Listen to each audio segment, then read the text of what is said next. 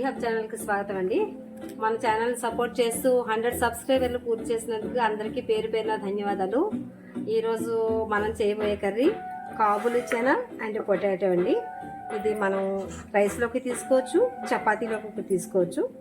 ఎక్కువగా మనకి చపాతీలోకి అయితే చాలా బాగుంటుందండి. నెక్స్ట్ దీనికోసం 2 ఉల్లిపాయలు మనం చాలా చిన్నగా ఇలా తరుక్కోవాలండి. చాలా చిన్నగా తరుక్కుంటే గ్రేవీలా బాగా వస్తుంది. ఇలా చిన్న ముక్కలు తరుక్కోవాలి. 2 టమాటాలు. నెక్స్ట్ ఏంటంటే చిన్నగా పొటాటో ఎక్కువ వేసుకోవద్దండి, బంగాళదుంపలు.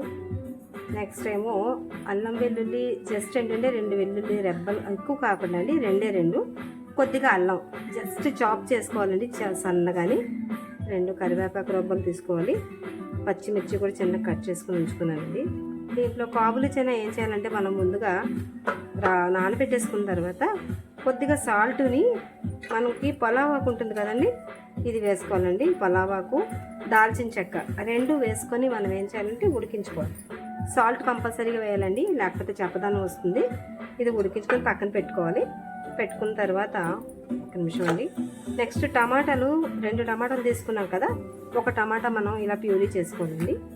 ఒక టమాటా ముక్కలు కట్ చేసుకోవాలన్నమాట. ఇలా కట్ చేసుకున్న తర్వాత ఈ ఆనియన్స్ ఉన్నాయి కదండి, ఇలా కట్ చేసుకున్న ఆనియన్స్.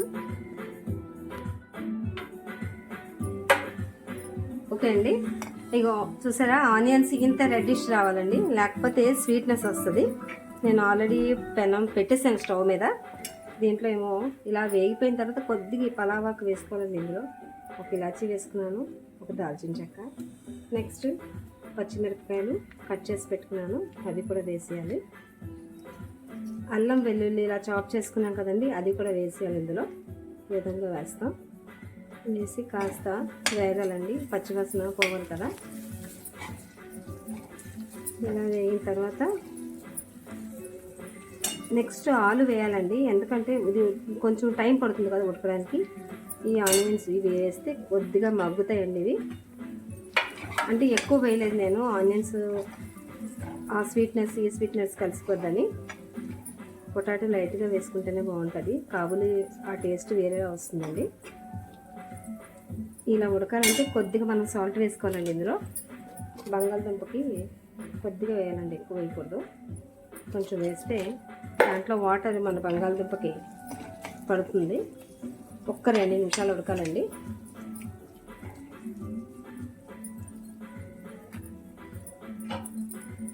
ఒక్క నిమిషం మూత పెడతానండి. కాస్త మగ్గిన తర్వాత అప్పుడు మనం అందులో ఉప్పు కారం వేయచ్చు.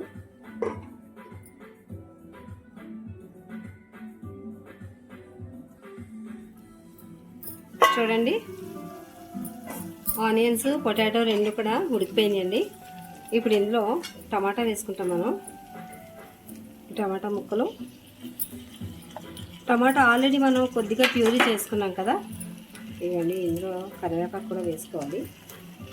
నేను ఇలా ప్రతిసారి కాస్త టమాటా ప్యూరీ చేసుకొని ఉంచుకుంటానండి. ఏదైనా కర్రీలో మనకు గ్రేవీ కావాలంటే కంపల్సరీగా చేసుకోవాలి. ఇందులోనే ఇది కాస్త వేస్తాం.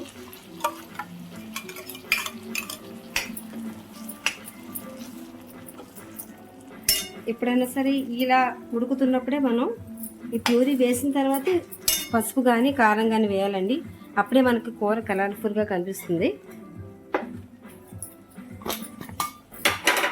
అది చూసుకోవాలండి, మన కారం ఎంత తింటామన్న దాన్ని బట్టి డిసైడ్ అయి ఉంటుంది. నేను ఒక 1/2 స్పూన్ వేసాను, కావాలంటే మళ్ళీ వేసుకోవచ్చు.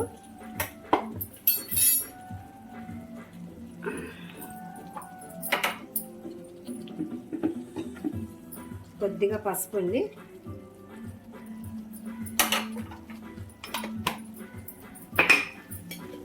సాల్ట్ కూడా వేసుకోవాలండి. ఆల్రెడీ మనం కొద్దిగా సాల్ట్ వేసుకున్నాం, లాస్ట్లో చూసి వేసుకోవచ్చు. కొద్దిగా సాల్ట్ వేసుకుంటాం, వేసి ఇలా కలుపుకోవాలండి.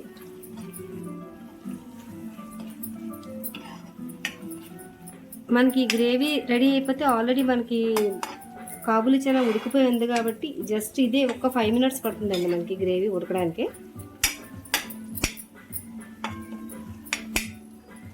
ఒక్క 2 నిమిషాలు మూత పెట్టాలండి.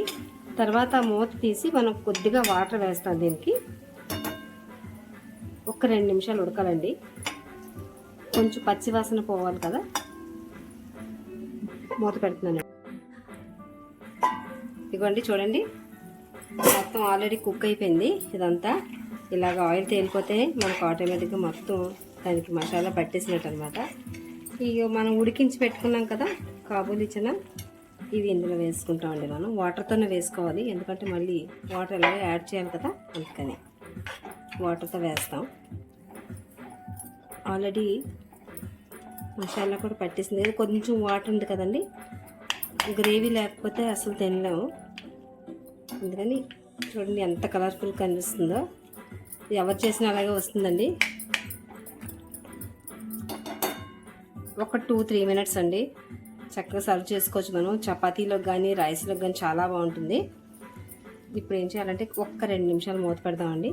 మూత పెడితే మొత్తం మసాలా దానికి పట్టేస్తుంది, తర్వాత మనం తీసుకోవచ్చు. ఓకే అండి, చూసారా కూర అంతా బాగా ఉడికిపోయింది, మసాలా కూడా పెట్టేసింది. ఇప్పుడు ఏం చేయాలంటే ఇందులో మనకి ఇంట్లో బటర్ ఉంటే కాస్త బటర్ వేసుకోవచ్చండి, లేదంటే కొద్దిగా వేయాలండి. ఇంత ఫుల్గా వేయను, నేను హాఫ్ వేస్తాను. ఆల్రెడీ పీస్ చాలాసేపు అయింది, అందుకని ఇది అయిపోయింది. ఇది మెల్ట్ అయిపోతుంది ఆటోమేటిక్గా. ఇది వేసేసి 2 నిమిషాలు మూత పెట్టి స్టవ్ ఆపేసేయండి. ఆపేసి మూత పెట్టి స్టవ్ ఆపేయాలి.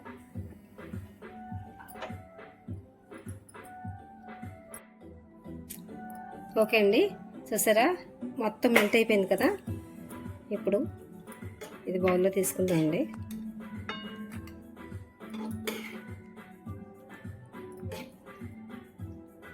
చూడండి ఎంత కలర్ఫుల్గా ఉందో, టేస్ట్ కూడా చాలా బాగుంటుందండి. ఒక్కసారి ట్రై చేయండి. చూడండి చపాతీలోకి అయితే ఎక్సలెంట్గా ఉంటుంది మీకు. ఇదే విధంగా చూస్తూ ఉండండి. నా ఛానల్ సబ్స్క్రైబ్ చేయండి, లైక్ చేయండి, కామెంట్ చేయండి, అందరికీ షేర్ చేయండి. థ్యాంక్ యూ వెరీ మచ్ అండి.